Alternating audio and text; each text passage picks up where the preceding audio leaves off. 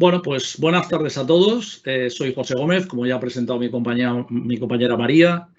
Pertenezco a esta gran familia, o formo parte de esta gran familia, que es el Grupo Tecon. Y concretamente, bueno, yo estoy en una de las empresas del grupo, que es Delfos Sistemas.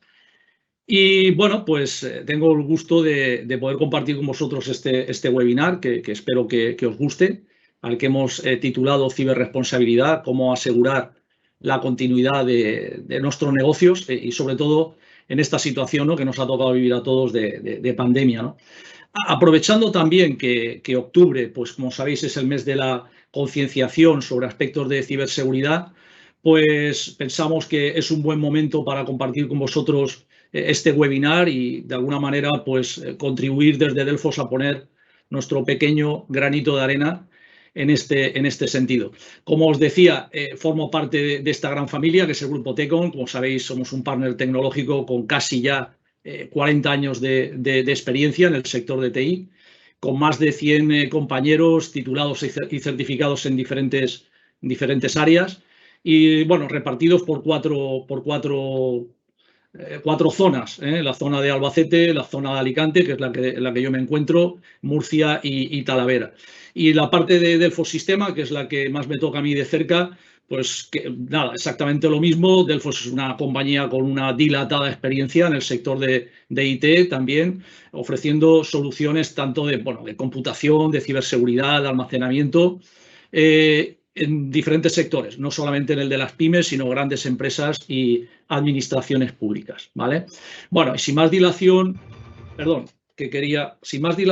quería poneros, antes de empezar con la presentación, me vais a permitir que os ponga un pequeño vídeo, que los fallos del directo, ¿verdad? Se me ha disparado, para entrar un poco en materia, ir haciendo boca y ya pasamos un poco a todo lo que es la temática. Os explico cómo va a estar fragmentado el webinar, pero de entrada creo que es interesante ver este vídeo.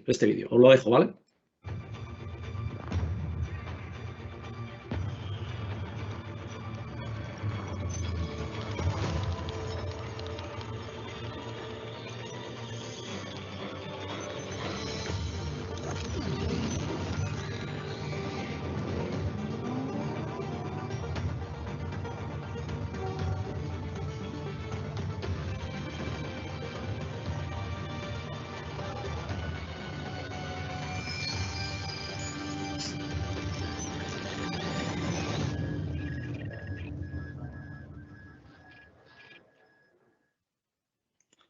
Bueno, pues hecha esta pequeña introducción, este vídeo, bueno, en realidad más que un vídeo es un tráiler sobre un videojuego desarrollado por IBM.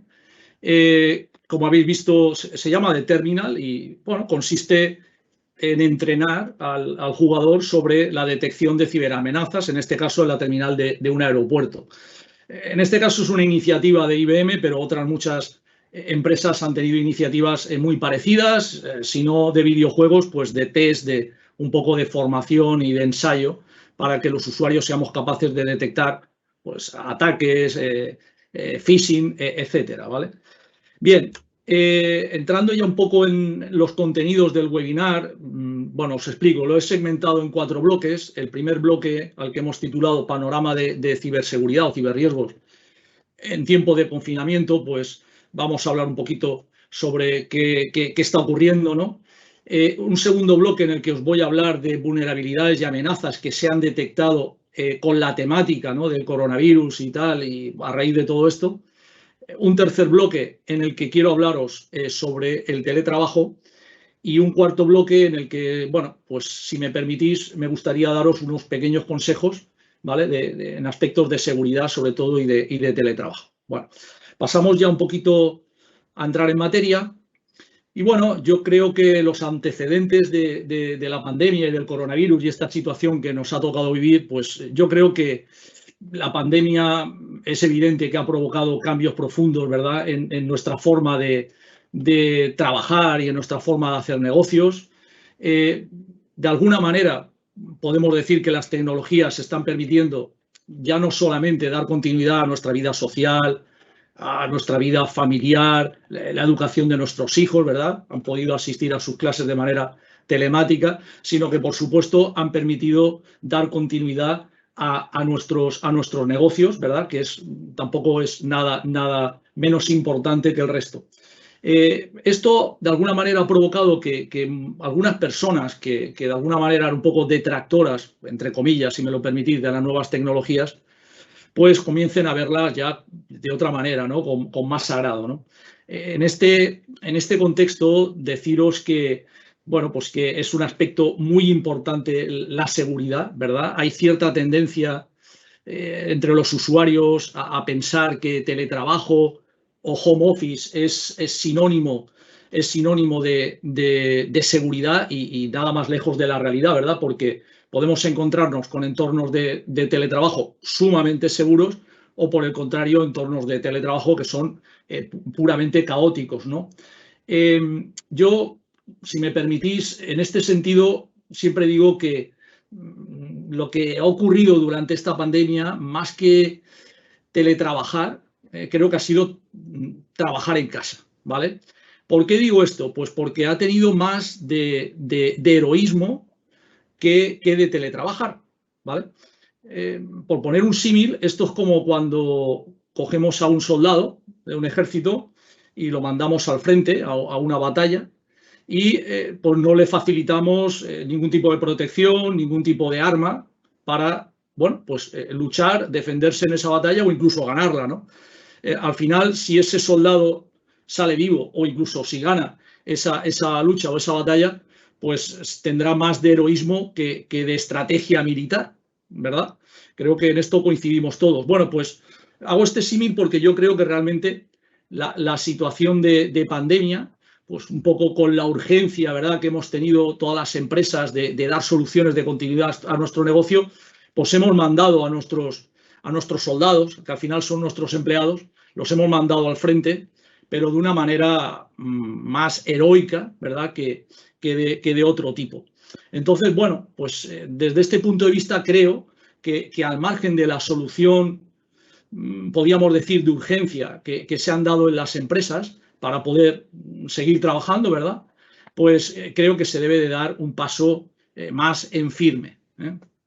Y bueno, hablando de teletrabajo, pues me vais a permitir que haga, bueno, esto es una reflexión mía muy personal, que igual alguno no la comparte y es lógico. Yo por mi profesión siempre he estado ligado al mundo de las tecnologías y para mí el teletrabajo no es algo nuevo, evidentemente lo he desarrollado en muchas etapas de mi vida profesional. Lo que realmente me ha sorprendido es que millones de personas en todo el mundo, de una manera ipso-facto, ¿verdad?, hayan sido capaces de adoptar el teletrabajo de un día para otro, pero eso sí, de una manera alocada, heroica, podríamos decir, pero a su vez insegura, ¿no? Y en esta línea, yo soy el señor de las frases, no, estoy de broma, esta es la segunda que pongo y no voy a poner más, pero sí que cuando decía en la primera diapositiva que había que dar un paso más en firme, independientemente de la solución de carácter de urgencia o de continuidad de negocio, pues me refería a esto, ¿no?, a que pienso que hay que transformar la home office en una prolongación de nuestra empresa, ¿vale? Pero que nadie se asuste, ¿eh? No estoy diciendo llévate todo el mobiliario a tu casa, invade tu casa con archivadores. No. Me refiero siempre hablando desde el punto de vista de la ciberseguridad. En términos de ciberseguridad, nuestra casa, si al final optamos por un modelo de teletrabajo 100% o un modelo de teletrabajo híbrido, ese trabajo tiene que ser al menos igual de seguro que el que realizamos en nuestra oficina tradicional. Y por hablar un poco de los efectos que se han detectado o que hemos detectado en la ciberseguridad a nivel nacional o a nivel internacional derivados de la pandemia o del coronavirus, pues sí que es cierto, ¿verdad? No hay precedente ninguno, sobre todo en la historia de Internet, de un aumento tan brutal de las vulnerabilidades y de las amenazas. Tiene cierta lógica. Al final, desde el momento en el que una mayoría de la población nos vamos a casa a trabajar desde allí, pues estamos abriendo de alguna manera, difuminando o descentralizando el perímetro de seguridad de nuestras compañías. nuestros departamentos de TI, pues un poco excede, ¿no?, de su control. Y sobre todo, pues esto se ve un poco también, vamos a decir, aumentado por el hecho de que hemos empleado terminales pues no corporativos. En casa pues hemos utilizado el PC que hemos tenido a mano, el portátil del chiquillo, lo que hayamos podido, ¿verdad? Y a su vez también hemos empleado pues conexiones poco seguras, wifis compartidos, no seguros. Incluso, pues cada uno se ha buscado la vida como ha podido, y cuando ha tenido que compartir información, algún documento de peso, ¿verdad? Pues igual ha utilizado un repositorio personal, tipo, yo qué sé, Dropbox, tipo Google Drive, ¿no? Y que con esto, que nadie me malinterprete, no estoy diciendo que Google Drive o Dropbox sean inseguros, en absoluto, todo lo contrario. Estoy diciendo que hemos hecho uso de repositorios personales, que no corporativos. Por lo tanto, nuestro departamento de TI no tiene control sobre esa información y qué es lo que pasa ahí, ¿verdad?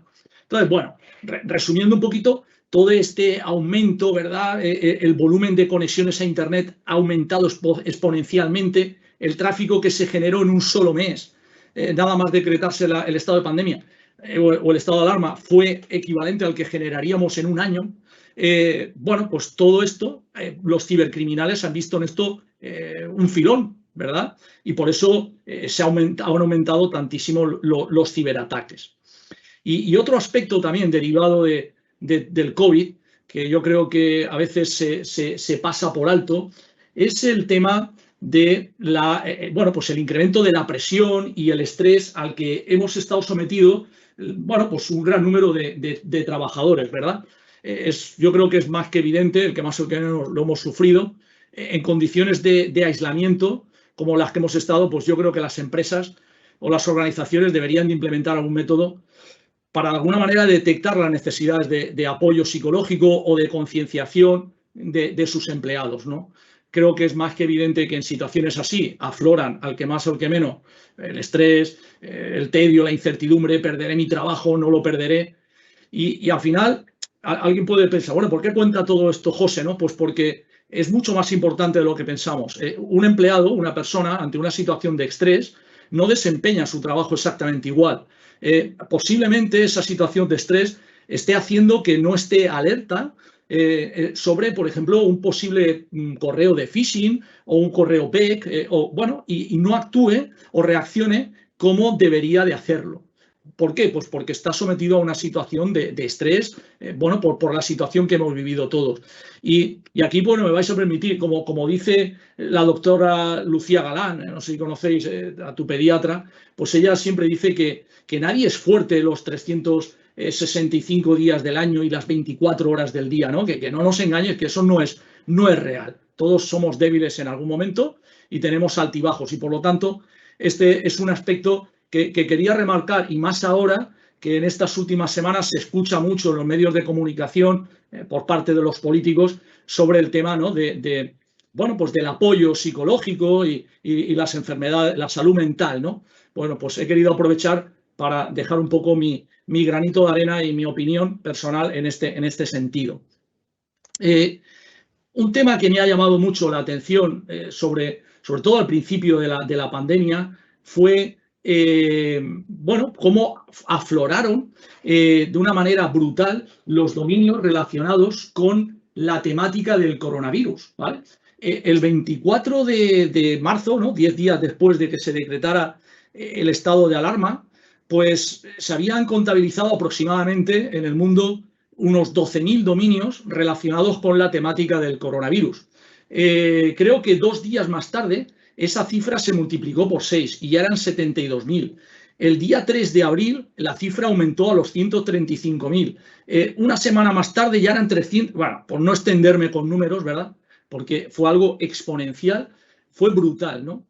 Hasta tal punto que la compañía Microsoft empezó a detectar que, bueno, pues un gran número desde estos dominios, ¿verdad?, se estaban atacando a, bueno, una infinidad de países repartidos por todo el mundo, bueno, pues con spams, con phishing, con ataques relacionados con la temática del coronavirus y de estos dominios, ¿verdad? Entonces, Microsoft hizo un escrito de solicitud a a un tribunal del estado creo que es de Virginia, solicitando, en Estados Unidos, claro, solicitando que, bueno, pues que le permitiera bloquear, ¿verdad? O tomar el control de estos dominios. Y obviamente, como era de entender, se le permitió, ¿no? Y bueno, pues desde ahí de alguna manera se frenaron los ataques que se estaban realizando, ¿no? Desde esos dominios. Como nota así anecdótica, deciros que uno de los más sonados es coronavirus.com, ¿verdad? Ese dominio fue registrado en el año 2002 por una compañía afincada en las Islas Caimán. Han transcurrido 19 años, ¿no? Pues en esos 19 años, a lo largo de esos 19 años ha estado a la venta en ocasiones, llegó a estar a la venta por en torno de los $250.000, un poco para que, como a título anecdótico, ¿verdad? Un poco de los cibercriminales, cómo se mueven. Bueno, el incremento de las amenazas y las vulnerabilidades durante el año 2020, el 2021 también, no ha tenido precedente, no se han batido todos los récords habidos por haber, ¿no? Entre el primer trimestre y el cuarto trimestre del 2020, por deciros alguna cifra de las que vemos representadas aquí en esta diapo, por ejemplo, los ataques a escritorio remoto, a RDP, aumentaron aproximadamente en más del 80%. Creo que es evidente el porqué. Había una gran cantidad de gente que nos fuimos a casa a teletrabajar y para poder acceder pues, a nuestras empresas, pues lo hacíamos a entornos de escritorio remoto, por terminal server, por RDP, por plataformas de VDI, etcétera. ¿Y qué ocurre? Pues que no se utilizaban conexiones VPN securizadas, ¿no? Y bueno, pues esto al final, el exponer los puertos de RDP, pues es ponérselo en bandeja a cualquier cibercriminal, ¿no? a cualquier hacker. Obviamente no solamente ha habido un incremento de los accesos de RDP, sino que han habido muchos robos de identidad, el incremento del spam y del phishing es brutal. Ahora veremos que la inmensa mayoría de fraudes o amenazas y tal que se detectan, la inmensa mayoría están basadas en alguna variante del phishing, pero también hemos tenido casos de ransomware, troyanos, en fin, mil cosas, ¿no? También comentaros, por ejemplo, como cifra, empresas como Google llegan a lo mejor a parar al día aproximadamente unos 100 millones de correos de phishing. De esos 100 millones de correos de phishing, aproximadamente unos 18 millones empleaban la temática del coronavirus, del COVID, ¿vale? Es decir, que bueno, creo que el que más, el que menos de los que estamos aquí hemos recibido spam y phishing de mil tipos, como vamos a ver a continuación, ¿vale? Y bueno, ya que estamos hablando de phishing, que yo creo que seguramente todos los que estamos aquí, pues tenemos en nuestra cabeza la definición del phishing, pero bueno, no está de más que la recordemos, o por si alguien no sabe realmente lo que es phishing y es novato en estos temas, pues podemos decir que el phishing es un método mediante el cual pues, un cibercriminal finge ser una persona o una entidad. Generalmente se hace pasar por una persona o una entidad. Generalmente suelen ser de renombre, por así decirlo, ¿verdad? Con el fin de engañarnos, ¿no? Y bueno, pues conseguir información de cualquier tipo, no solamente información personal, sino información bancaria, etcétera, ¿no? Históricamente el phishing, bueno, tiene ya muchos años de vida. Iba a decir que tantos como el correo electrónico, pero igual me paso porque, bueno, sabéis, correo electrónico es uno de los protocolos más antiguos o de los servicios más antiguos de Internet, nace en el año 1971, pero bueno, sería un poco exagerado por mi parte, ¿verdad? Pero sí que los primeros casos de phishing utilizan el soporte del email. Obviamente los cibercriminales se van adaptando al medio y van adaptando el modelo del phishing pues a otras plataformas como la mensajería, los mensajes cortos, y así, por ejemplo, cuando ese phishing se realiza a través de plataformas de mensajería, pues se le conoce con el nombre de smishing, ¿no? Por el tema de SMS phishing. Obviamente también vamos a ver en las siguientes diapositivas casos de de phishing telefónico, utilizando ingeniería social y bueno, muchas variantes del phishing, ¿vale? Hasta tal punto el incremento del phishing ha sido brutal que, bueno, y de los ciberataques en general, que igual que hemos visto el primer vídeo del principio, que es un videojuego de una iniciativa de IBM, pues otras empresas, en este caso Google, pues desarrolló una plataforma de entrenamiento para que las empresas, pues los usuarios se entrenaran en la detección de fraudes, de phishing, etcétera, ¿vale? Y bueno, como estas, muchas, ¿vale? Pero por no extendernos, encontraríamos muchas plataformas de este tipo. Y bueno, quiero pasar ya al segundo bloque que os había comentado, en el que quiero hablaros de riesgos, vulnerabilidades de seguridad de la información, sobre todo a raíz de esta pandemia. Aunque en el fondo todos los riesgos, las vulnerabilidades, las amenazas, todo lo que vamos a ver ya existía. Lo único que se han adaptado, ¿verdad?, a la temática del coronavirus, ¿no? Pero bueno, si tenemos que definir, por dar una definición así un poco de libro, ¿no?, de lo que sería el riesgo informáticamente hablando, pues esta frase que he puesto aquí la define, ¿no? Podríamos definir el riesgo como la posibilidad de que una amenaza dada explote vulnerabilidades de un activo o un grupo de activos y, por tanto, cause daños dentro de nuestra empresa, dentro de nuestra organización, ¿vale?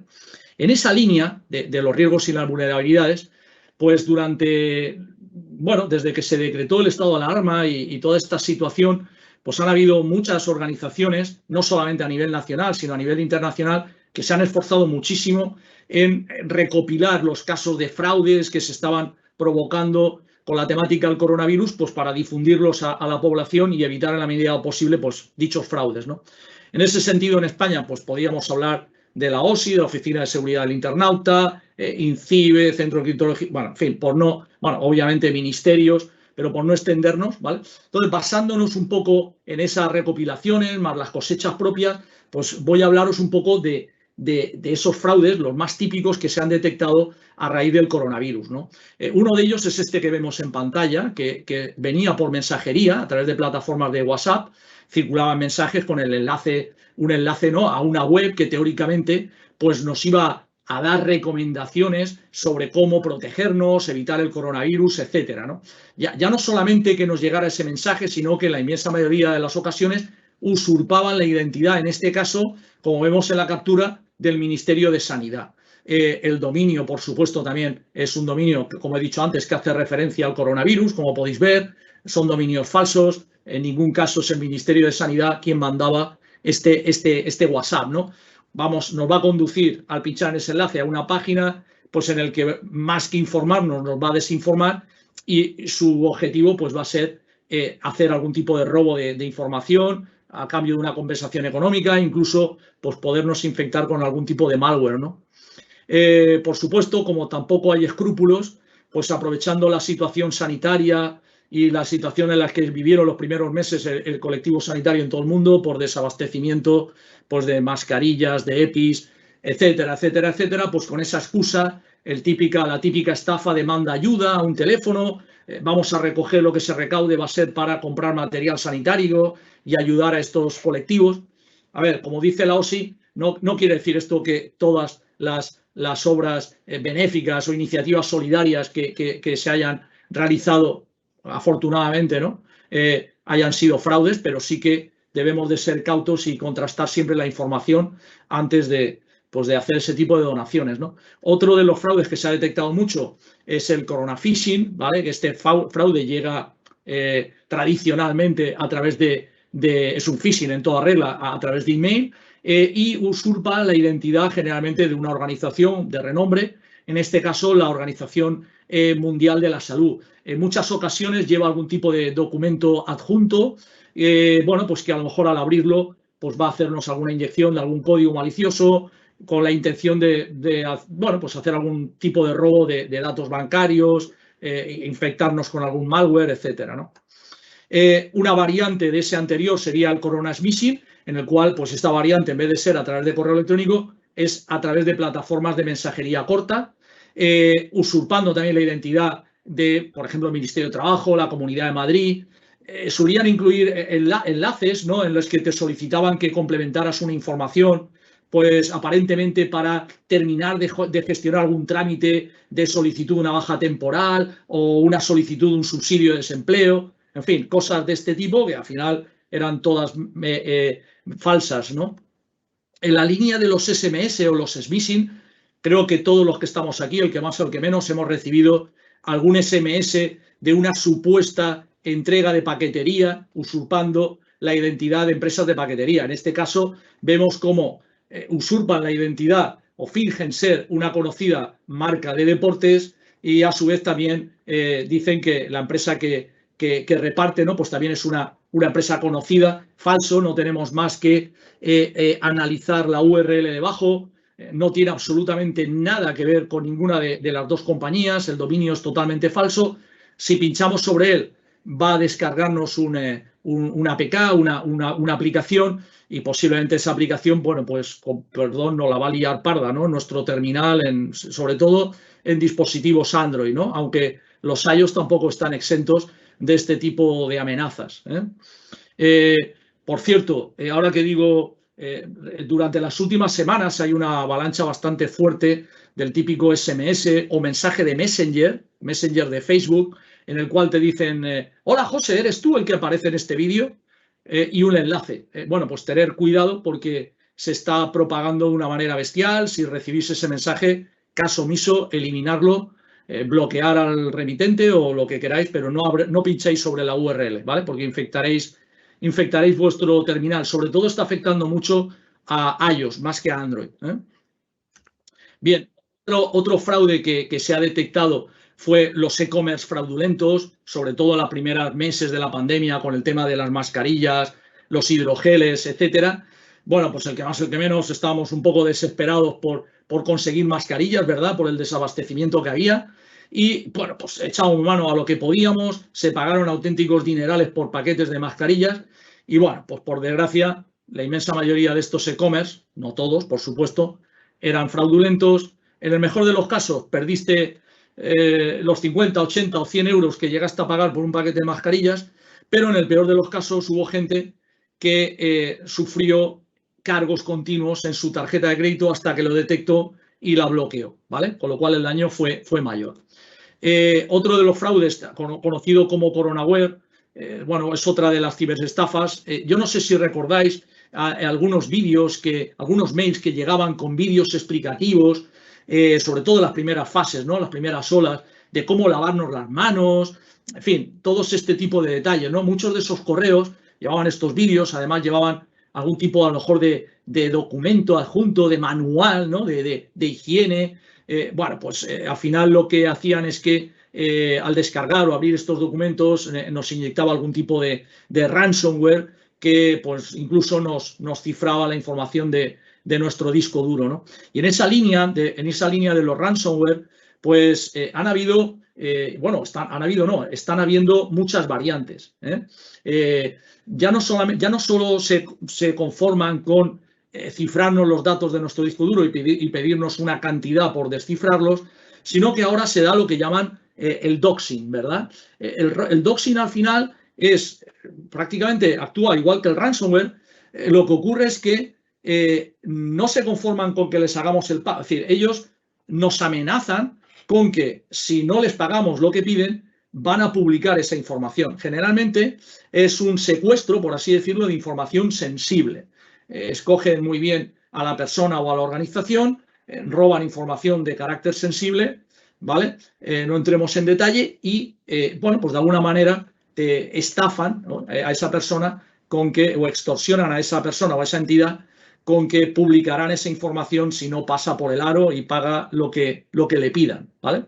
Y esto, bueno, lo que denominamos doxing, no es algo nuevo, ya existía hace años, Pero bueno, y en la línea de los ransomware, pues yo creo que todos habéis visto en los medios de comunicación que, bueno, pues muchas empresas, administraciones públicas en España han sufrido ataques de ransomware. Por ejemplo, bueno, pues esta compañía que da servicio a muchos ayuntamientos de Oviedo, Cáceres, Vinarós, Tribunal de Cuentas, Consejo Superior de Seguridad Nuclear, la Fundación Española para la Ciencia, etcétera, etcétera, etcétera, se vieron atacados por este ransomware que se llama Zeppelin, que, bueno, pues es algo parecido a lo que le pasó al SEPE, ¿verdad? En este caso el tipo de ransomware era distinto, el del SEPE es el Ryuk y este es Zeppelin. Dato curioso de este ransomware es que está programado para no atacar a empresas u organismos rusos o de la antigua Unión Soviética. Pero bueno, esto es un dato anecdótico, ¿no?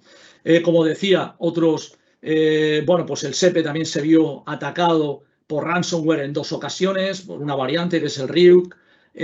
Recientemente también veíamos en los medios de comunicación como el canal Segunda también se vio afectado, todo su sistema telefónico por el Conti, que es otra modalidad.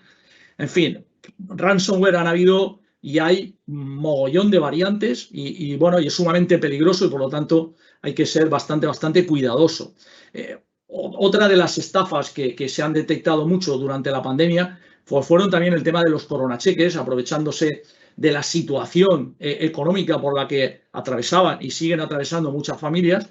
Pues, bueno, pues el típico mensaje, ¿no? Que el gobierno ofrece cheques o bonos solidarios a la gente y a las familias para que puedan llevar mejor la crisis, que esto no quiere decir que luego hayan habido ayuntamientos que hayan tenido iniciativas solidarias en esta línea, pero bueno, en este caso, esta campaña es totalmente falsa. Y no solamente ya usurpando la identidad del Estado, sino que además también ONGs, organizaciones como Cáritas se vieron también suplantadas en ese sentido, como veis en la captura de pantalla que os he puesto, ¿verdad? También afloraron mucho las ofertas de trabajo fraudulentas, con la excusa de que hacían falta trabajadores para elaborar mascarillas, hidrogeles, etcétera, etcétera, pues empezaron a haber bombardeos, publicaciones en portales, ¿no?, de anuncios clasificados sobre la búsqueda de personal. En muchos de ellos tenías que pagar los gastos de traslado, en fin, tenías que abonar una pequeña cantidad. Mucha gente se desplazó incluso fuera de su país y cuando llegó no había nada, más que una estafa. En fin, mucho cuidado con todo esto, hay que contrastar muy bien la información. Otro de los fraudes también detectados, que al final pues es una variante del phishing, como he dicho en las primeras diapos, es el soporte técnico fraudulento, en el cual pues los cibercriminales usurpan, se hacen pasar por una compañía, por el soporte técnico de una compañía. Generalmente suele ser Microsoft. Durante la pandemia, bueno, iba a decir que tuve la suerte, no, miento. Me encomendaron un trabajo de perito forense de una persona, ¿vale? No voy a dar muchos más datos, es una docente de un instituto y sufrió este caso, ¿vale? Sufrió el fraude del soporte telefónico, se hicieron pasar por Microsoft, coincidió que la chica acababa de comprar un portátil y pensaba que era para activarle la licencia de Windows, en fin, un cúmulo de cosas que se unieron en espacio y tiempo y le hicieron picar, pero hasta el punto que bueno, pues se inflaron, cogieron el control de su máquina, cogieron el control de su móvil, hicieron compras de criptomonedas. Cuando llegaba la verificación del pago al correo de esta persona, entraban en su correo y verificaban la compra. Un auténtico desastre. Tener mucho cuidado, no confiéis jamás en este tipo de llamadas fraudulentas, siempre contrastarlo porque son falsas, ¿vale? Microsoft no se va a poner en contacto con vosotros, lo puedo garantizar, y es lo que se llamaría un phishing, ¿no? Voice phishing. Lo que hacen es utilizar técnicas de ingeniería social telefónicamente para embaucarte y hacerte pensar que realmente es quienes no son. Otros fraudes son los supuestos servicios gratuitos para llevar mejor la cuarentena. No sé si a mí me han llegado muchos correos de estos, ofreciéndote plataformas de streaming como las que estamos viendo en pantalla, ¿verdad? Bueno, podemos decir nombres, Netflix, Amazon Prime, etcétera, diciendo que te regalaban X meses, DAZN, luego vales también de compra o carros de la compra, Carrefour, Mercadona, etcétera. Bueno, la inmensa mayoría de ellos, todo totalmente falso. Al final nos pedían que pincháramos en un enlace, cuando pinchamos en ese enlace nos pedían datos de carácter personal, en fin, un fraude en toda regla, ¿no? Bueno, esto viene un poco a la línea del soporte telefónico fraudulento, que ya lo hemos comentado. Al final, el combinar la llamada telefónica con técnicas de ingeniería social para hacerse pasar por alguien, bueno, pues por un poco voice y phishing, ¿no? Se le denomina phishing, ¿eh? Igual que el smishing del SMS. Bueno, pues aquí vamos inventándonos palabras, ¿verdad? Por decir algo, para un poco etiquetar a estos tipos de fraudes. Otro fraude que también se ha dado mucho, esta palabrota, ¿verdad? El malvertising. Bueno, a ver cómo os explico yo esto. Yo creo que el que más o el que menos de los que estamos aquí hemos sufrido el adware, ¿no? El adware, si os habéis descargado en alguna ocasión software de este gratuito que tenemos en plataformas por internet, a ver, se me ocurren plataformas Softonic, por ejemplo, y te has descargado un programita para hacer cualquier cosa, ¿no? Para convertir un PDF o para descargar un vídeo de YouTube, por ejemplo, una Tube Catcher, cosas de este tipo. Si habéis descargado, por ejemplo, a Tube Catcher para descargaros vídeos o extraer la música de los vídeos de YouTube, pues habréis observado que el ejecutable, la tendencia es siguiente, ¿verdad? Nadie lee. En esas pantallas intermedias suelen haber unos checkbox que te están diciendo que están marcados por defecto, que estás autorizando a que te instalen publicidad, ¿vale? Te van a bombardear con publicidad.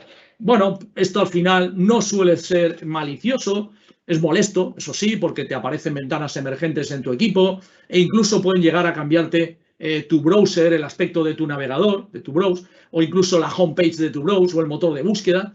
Un poco ya más molesta la cosa, pero de ahí no solía pasar. Pero esta variante no requiere de la interacción del usuario. Es decir, en el adware tú tienes que instalar ese programa y decirle a todo que sí, ¿no? Con perdón. Pero en esta variante no. Se va a aprovechar de vulnerabilidades que tenemos en nuestros navegadores. Es decir, mucho cuidado con las extensiones que instalamos en navegadores como Google Chrome o incluso en el actual Microsoft Edge, ¿no? Esas extensiones que nos permiten hacer mil y una cosas. Cuidado con las extensiones en las que no hay un certificado, ¿no? De quién ha elaborado esa, no están testeadas por Google o no están testeadas por Microsoft y pueden ser extensiones un poco en esta línea, ¿no? Que al final nos dejen una puerta abierta y por ahí pueda entrarnos pues algún tipo de aplicación maliciosa, malware, etcétera, ¿vale? Así que cuidado también con este tipo de fraudes. Y bueno, otro fraude bastante importante es lo que se conoce con el nombre de Business Email Compromise, BEC, en las siglas en inglés, ¿verdad? Que bueno, yo creo que a lo mejor por este nombre no lo conocéis, pero si yo os digo el fraude del CEO, igual sí que os suena más, ¿no?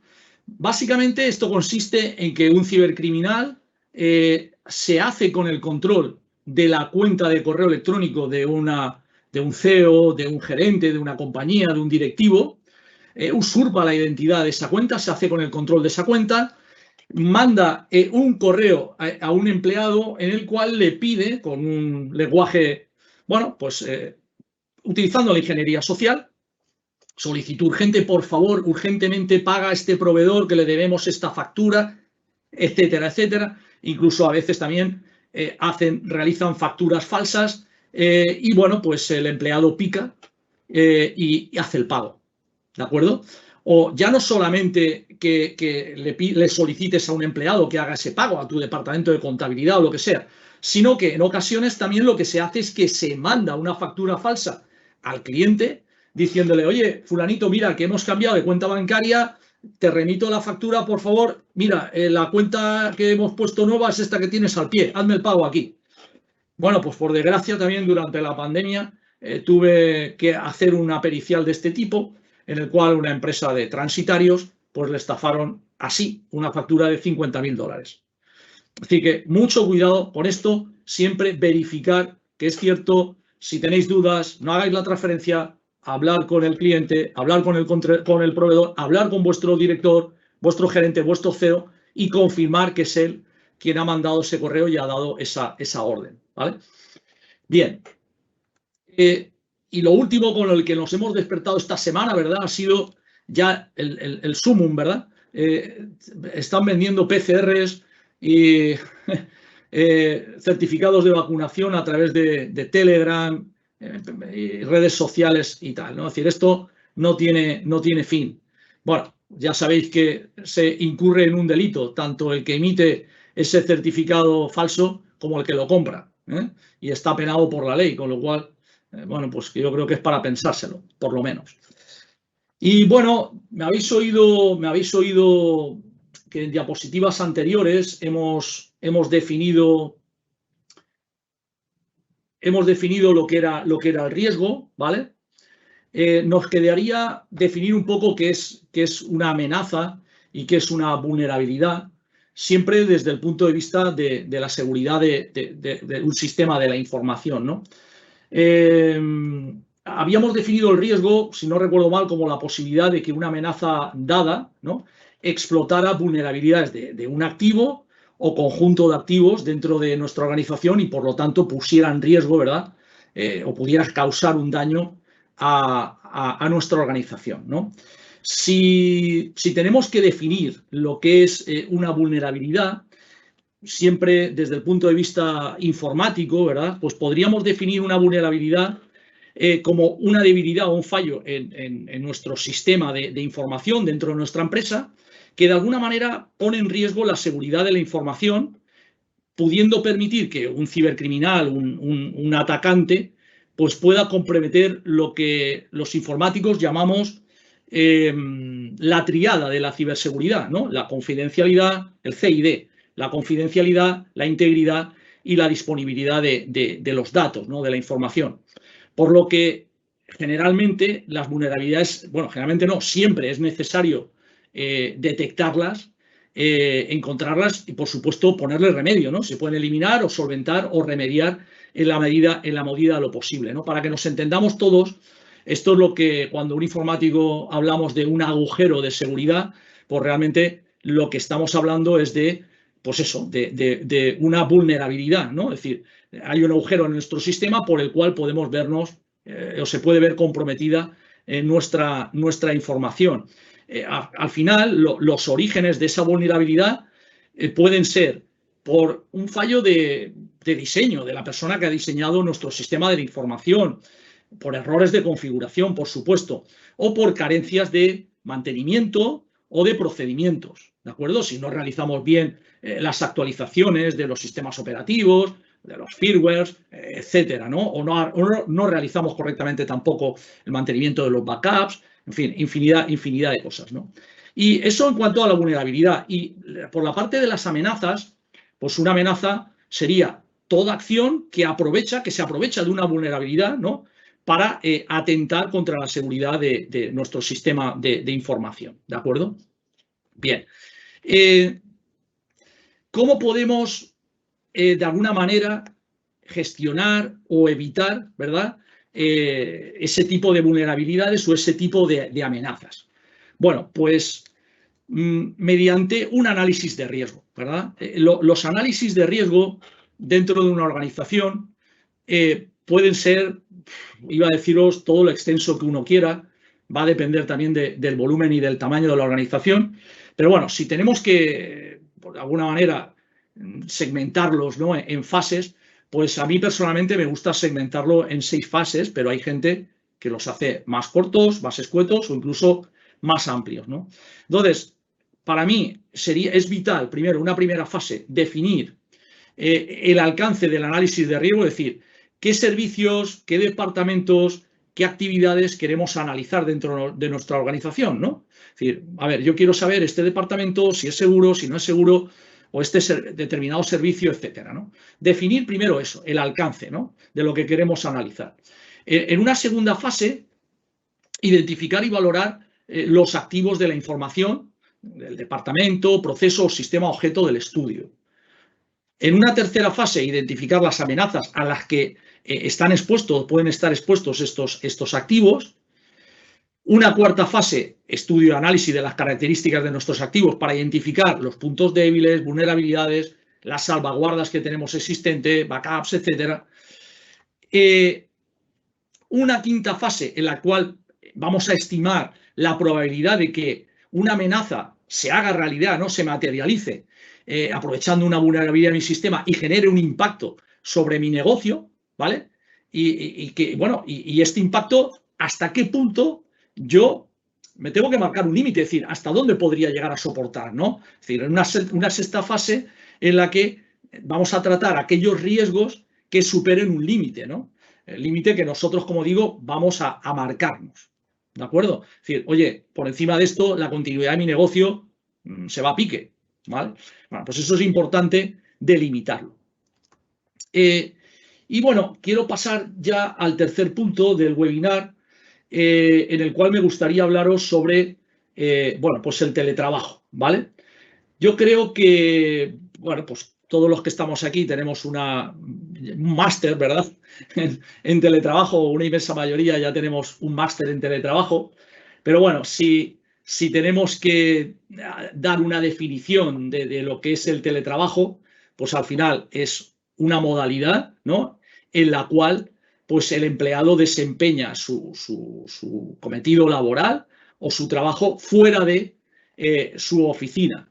No necesariamente tenemos que asociar que el teletrabajo sea sinónimo de home office. Es decir, no, teletrabajar o trabajar en casa no es la única variante de teletrabajo. Yo puedo estar trabajando fuera de mi oficina, en un espacio compartido, en un espacio público. De hecho, cuando voy viajando en el tren para desplazarme a ver a un cliente y voy trabajando con mi portátil, pues de alguna manera estoy teletrabajando, ¿de acuerdo? Entonces, no asociemos solamente teletrabajo al trabajo que realizamos en casa, porque no sería correcto definirlo así. Un espacio de coworking sería perfectamente un espacio de teletrabajo, ¿vale?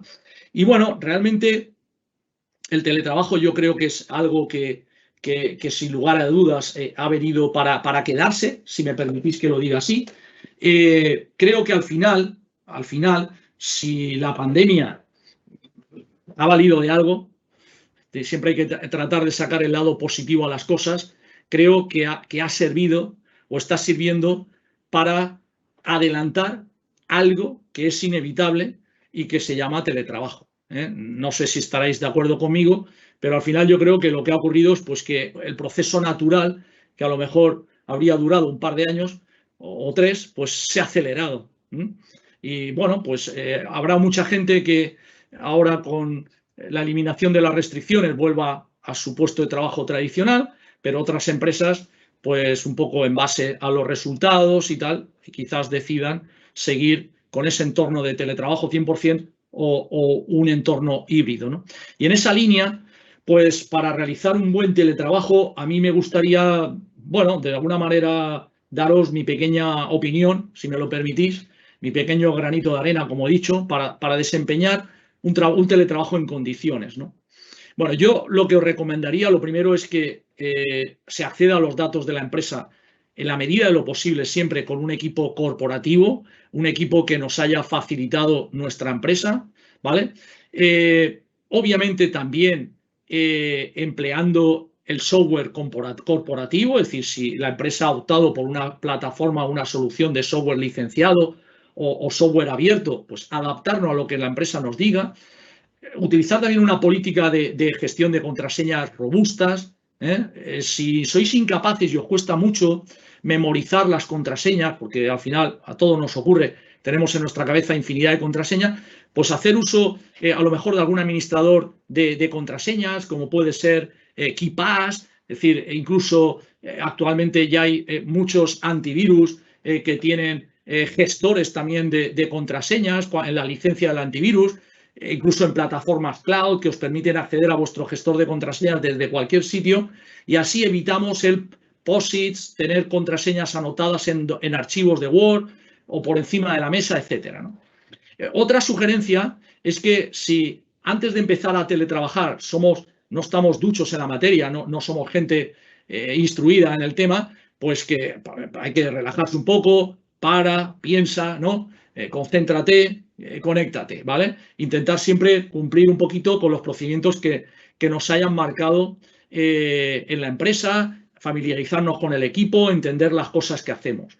Por supuesto, emplear siempre un acceso remoto seguro mediante VPNs corporativas ¿vale? También, obviamente, facilitadas por la empresa. Proteger también el equipo que nos haya facilitado nuestra empresa y el ambiente del trabajo, no permitir que nuestro portátil o nuestro equipo de trabajo de empresa no lo tiene por qué usar nadie más de nuestra familia. Es una herramienta de trabajo, no hay que compartirlo con nadie, ni prestarlo a nuestros hijos, ni a un amigo, ni a nada. Si estamos en un entorno abierto de coworking, evitar miradas indiscretas cuando estamos trabajando o estamos tecleando alguna contraseña, pues podemos utilizar algún tipo de pantalla de privacidad o cosas de este tipo, ¿verdad? Si detectamos cualquier tipo de anomalía, cualquier funcionamiento anómalo en el equipo, pues obviamente tendremos un departamento de TI, un responsable, alguien, una cabeza visible dentro de nuestra organización, a quien remitirle eso que estamos experimentando, ¿eh? Mantenernos alerta, un poco en la línea de todos estos fraudes que os he estado comentando antes, pues tener cuidado, ¿verdad? Con actividades sospechosas, si nos llega un correo con el fraude del CEO, como hemos hablado, casos de phishing. Ante la duda, no actuamos, contrastamos con el responsable o con la persona. Levantamos el teléfono, oye, fulano, ¿has sido tú quien me ha mandado este correo? Sí, no. Y en base a eso actuamos, ¿eh? No tomamos decisiones precipitadas, no vamos a ganar nada por unos minutos en contestar un correo. Evitar también facilitar información de personal, nunca responder con información personal a mensajes, incluso si afirman que es un negocio lícito o legítimo. Como digo, siempre contrastar que dicen ser quienes son, ¿no?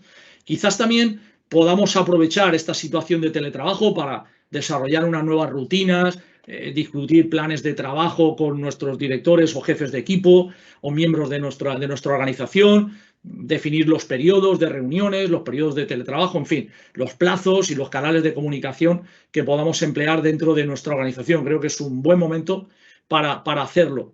Si aún así, por lo que fuere, nuestra empresa no nos puede facilitar un dispositivo corporativo para realizar nuestro teletrabajo y tenemos que hacer uso de un equipo particular, privado, de casa, ¿verdad?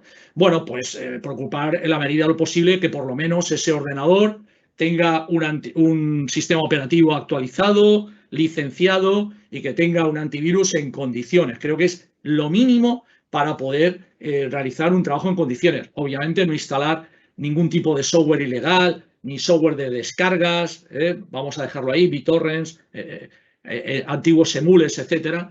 Y bueno, yo creo que es un poquito de sentido común y obviamente a la hora de conectarnos a los repositorios, a nuestra organización vía remota, pues utilizar la VPN, que eso sí, obviamente nos tiene que facilitar nuestra empresa.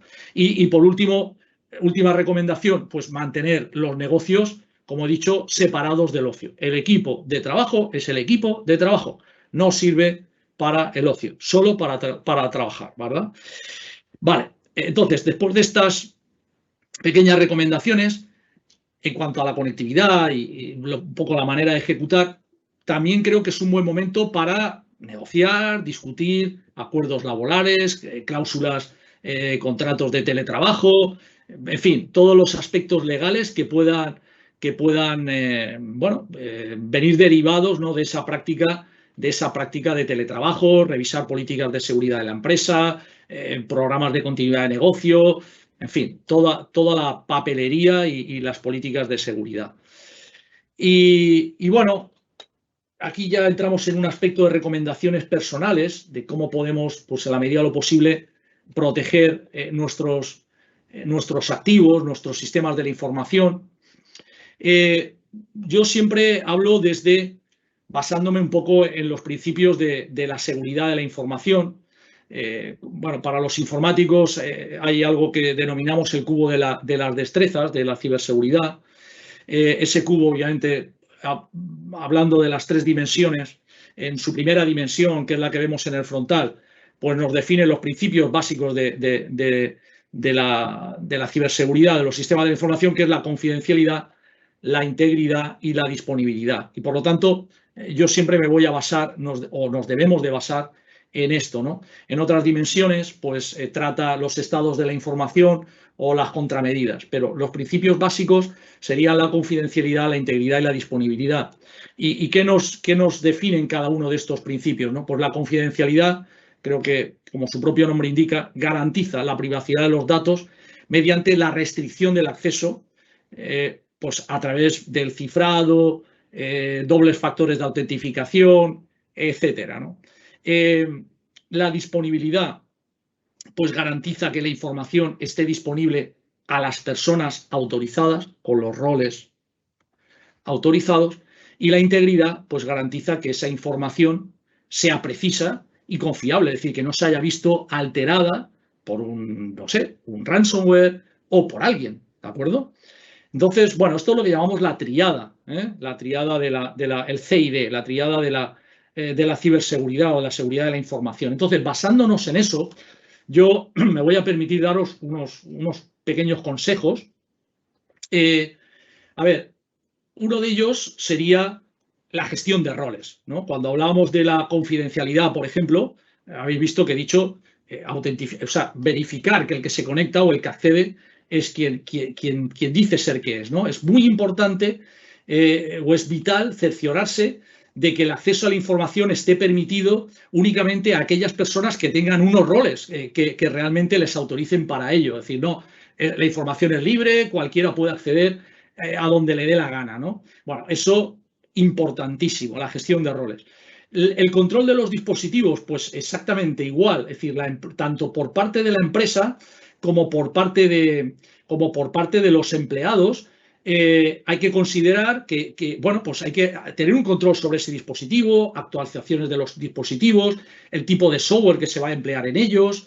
Si al final la empresa decide que el dispositivo corporativo va a ser un PC tradicional o va a ser un escritorio virtualizado, es decir, todo este tipo de aspectos tienen que ser definidos por la empresa. Controlar, por ejemplo, el acceso mediante dispositivos de almacenamiento externo, tipos USBs o discos duros externos que puedan suponer, por ejemplo, una fuga de datos, ¿no? Bueno, una filtración o cualquier cosa. Bueno, todos estos aspectos también son muy importantes en cuanto al control de los dispositivos. Y bueno, no solamente pensemos en el hardware, también en el software. ¿Qué software se va a emplear en esos dispositivos? Si es un software licenciado, si es free, también qué herramienta vamos a utilizar, por ejemplo, para hacer webinars, si vamos a emplear Teams, si vamos a emplear Google Meet, vamos a emplear Teams de Microsoft, ¿vale? Zoom, el que fuere, ¿no? Todo eso definirlo también un poco en base al control de los dispositivos y obviamente tiene que haber un compromiso por parte del empleado. Si el dispositivo es un dispositivo de escritorio, un PC de escritorio, pues comprometerse a no instalar software que no esté autorizado por la compañía, ¿no? Y emplear únicamente los elementos que nos dicen en nuestro departamento de IT o las políticas de seguridad de nuestra empresa, ¿no? Protegernos contra códigos maliciosos, pues obviamente también muy importante, tanto por parte del empleado como por parte de la empresa. Pues obviamente la empresa, si se trata de un entorno que no está, un escritorio que no está virtualizado, que es un PC de sobremesa, pues tendrá que poner un tipo de protección del endpoint mediante antivirus, etcétera. Obviamente tendrá que habilitar la empresa con la seguridad perimetral, monitorización de la red, lo que sea necesario para evitar de alguna manera que podamos vernos afectados por algún tipo de código malicioso, ¿vale? Esto, bueno, acabo de nombrar también, el monitorizar la red o el monitoreo del tráfico de la red por parte de los departamentos de IT nos puede dar muchas pistas sobre actividades raras o inusuales que puedan estar ocurriendo dentro de nuestra red, ¿no? Si de repente vemos que desde una determinada cuenta de correo hay un tráfico excesivo o hay una descarga importante de información y de documentos, pues contrastar si es legítimo porque esa persona está autorizada para hacer ese envío masivo o hacer esa descarga, con qué fines se hacen y tal. Con lo cual, la parte de monitorización del tráfico pues nos puede dar también muchas pistas sobre posibles problemas que podamos tener dentro de nuestra organización, ¿vale? Por supuesto, esto ya es un poco repetitivo lo que he dicho antes, emplear siempre conexiones seguras por parte de la empresa. Me tienen que dar los medios para poder conectarme a un escritorio remoto con una conexión tunelizada y segura, y por parte del empleado obviamente se tiene que comprometer a conectarse siempre de esta forma, ¿no? De esta manera. Las políticas de seguridad, lo que hemos comentado antes, definir muy bien, por ejemplo, quién puede acceder a qué cosas, cómo, cuándo, por qué, desde dónde, definir también las políticas de continuidad de negocio, las políticas de backup que tengamos dentro de la organización. Todos son aspectos sumamente importantes y que hay que tener en cuenta. Y por último, la concienciación y la capacitación. Todo esto básicamente no serviría de nada si al final el usuario no tiene concienciación de ciberseguridad, no está entrenado en la detección de todos estos fraudes, no tiene capacitación, ¿vale? Siempre tiene que ir acompañado de formaciones, concienciación y entrenamiento, porque obviamente los fraudes van cambiando. Los cibercriminales detectan que los usuarios cada vez estamos más entrenados y detectamos los casos de phishing y por lo tanto cada vez son mucho más elaborados, ¿no? Más difíciles de detectar y además por diferentes plataformas, ¿no? Y bueno, hasta aquí mi exposición. Si he ido todo lo rápido que he podido, creo que igual me he pasado un poquito del tiempo, ¿verdad? Os pido disculpas por ello, pero es que quería hablaros de muchas cosas y no he podido acortarlo más. Si tenéis alguna pregunta que formularme, pues os la respondo con mucho gusto. Además de las bases y recomendaciones sobre seguridad que has comentado, últimamente se escucha mucho hablar a los expertos del modelo de seguridad de Zero Trust. ¿Nos podrías explicar qué es esto o en qué consiste? Vale, bueno, pues a ver, el modelo Zero Trust, traducido al castellano sería un modelo de confianza cero. Perdonad un segundo, si me dais un minuto más, no robo más, porque tengo una presentación por aquí sobre esta temática del Zero Trust, que está ahora muy de moda. Si me dais un segundo, os localizo la diapo y así nos apoyamos en ella y os lo explico, ¿vale? Creo que va a ser mejor, porque además es un tema súper interesante y que está muy en boga. A ver. Vale, ¿vuelve a compartir tu pantalla? Sí, a ver. Para que la podamos ver. ¿No se ve mi pantalla? No. Ah, vale, un segundo. Pues voy a ello. Vamos a ver. Vamos a ver.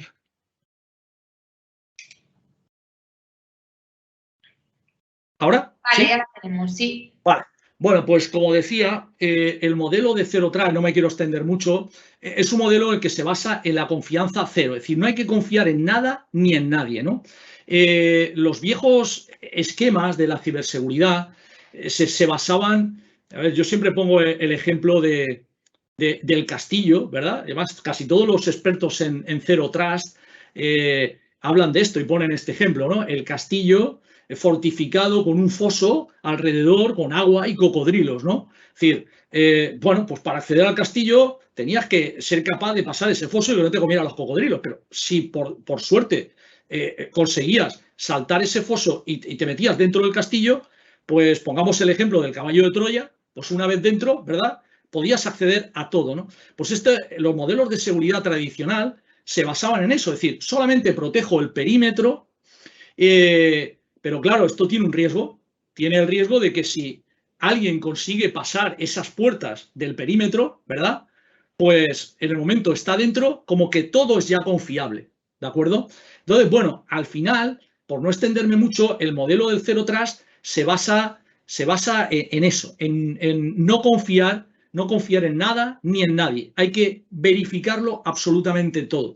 Y bueno, ahí uno de los precursores del Zero Trust es Forrester, creo que es uno. Bueno, muchas empresas están apostando por este modelo, pero bueno, es uno de los principales impulsores y hay muchas formas, ¿no? Es muy extenso. Esto casi podríamos dedicar un webinar como el de hoy hablar de este aspecto, pero, por ejemplo, una de las cosas vitales para fomentar o iniciarse en este modelo de confianza cero sería, por ejemplo, implantar una política de doble factor de autentificación, ¿de acuerdo? Que es una manera de que alguien verifique ser quien es, ¿no? Es decir, si yo, independientemente de mi usuario y mi contraseña, voy a recibir un mensaje en un dispositivo para verificar que yo soy quien digo ser, pues ahí ya estaríamos contribuyendo, poniendo el primer ladrillo, por decirlo de alguna manera, sobre un modelo de ciberseguridad basado en Zero Trust, ¿vale? Bueno, no me quiero extender mucho más, creo que te da un poco la pincelada de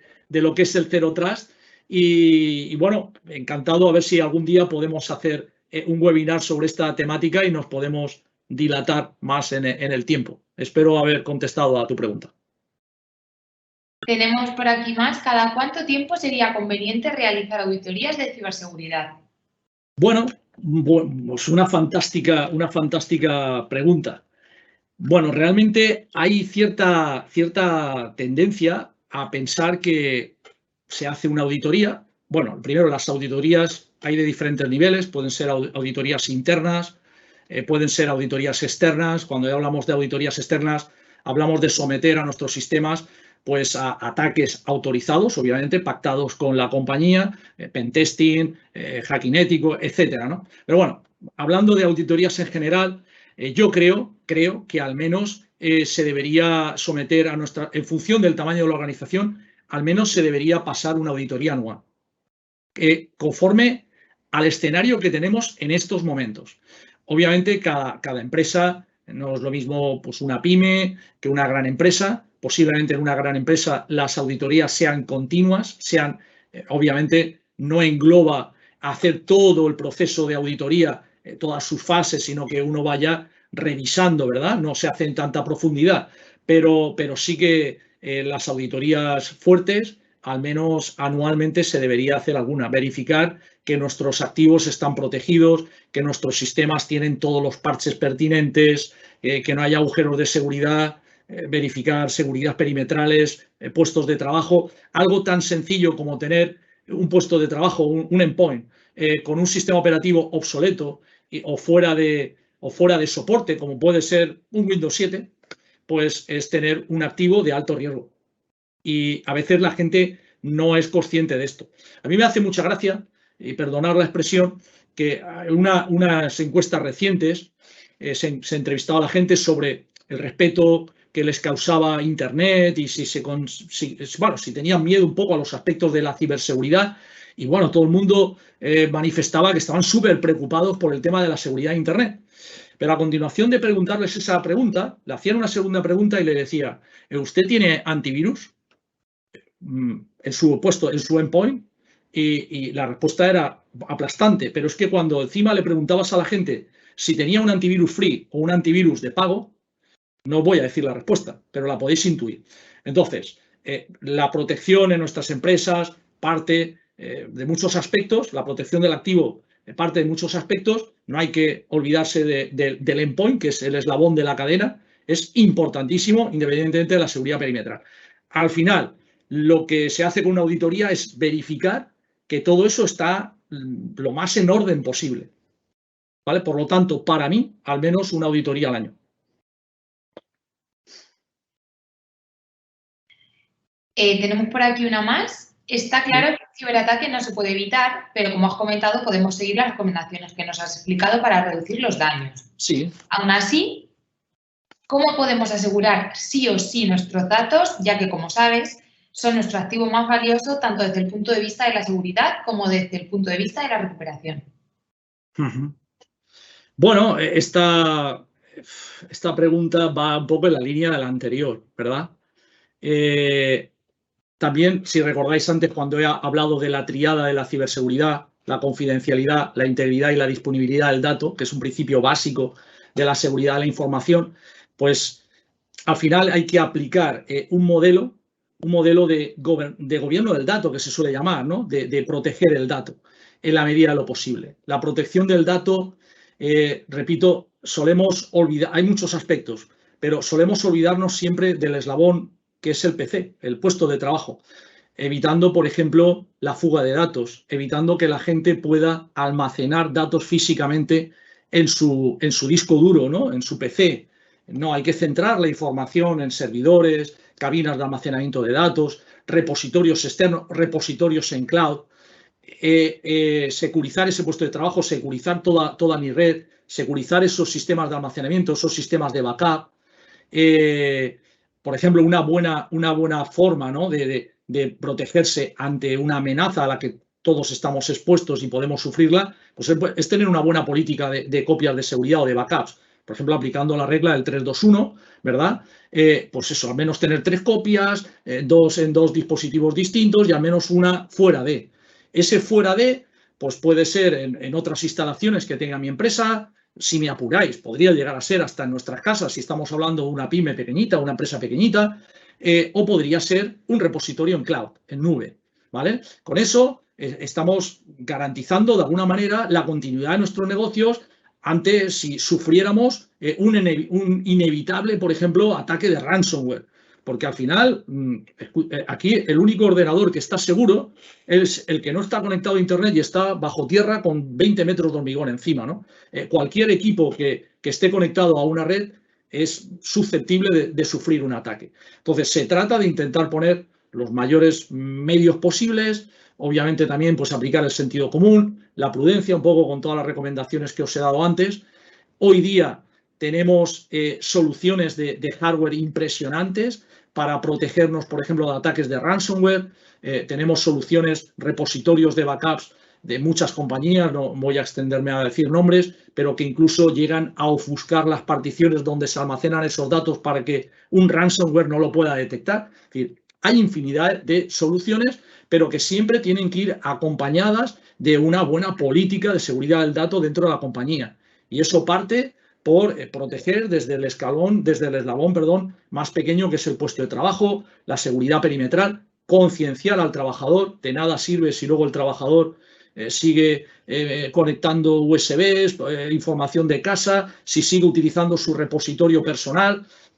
No, hay que aplicar unas políticas y aún así podemos estar expuestos. No estamos exentos nadie. Mañana nos puede pasar a nosotros como le ha pasado pues a nuestra competencia, por desgracia, y no hay que mofarse de esto porque estamos todos expuestos, ¿vale? Hay que intentar minimizar el riesgo.